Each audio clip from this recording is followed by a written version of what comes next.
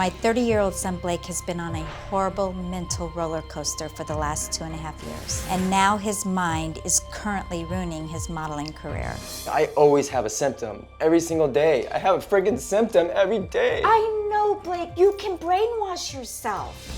Blake has seen several mental professionals. He will not accept the diagnosis of OCD, general anxiety disorder, and depersonalization disorder. How could anxiety or OCD be like this debilitating?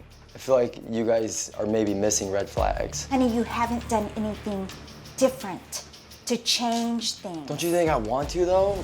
Right now, he truly believes that he is developing schizophrenia. When this first started, Blake would reach out to doctors online, and if he didn't hear what he wanted to hear, he started making appointments with other doctors. Blake will spend hours every day researching illnesses. He is always trying to convince me that he has all these illnesses. He's thought he's had leukemia, lymphoma, and just the other day, he told me he thinks he's bipolar.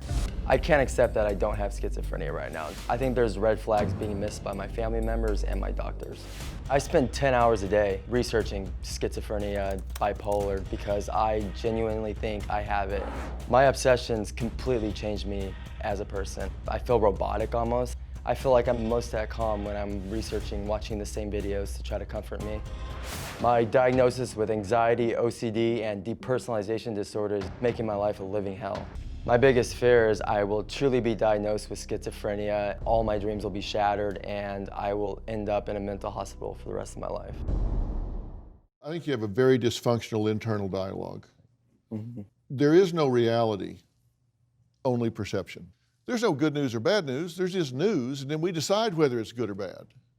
So your problem, in my opinion, is sum and substance a function of your internal dialogue.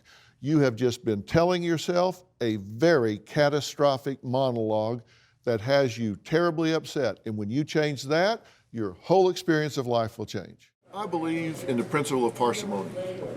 The simplest explanation, the most elegant explanation is often the correct one.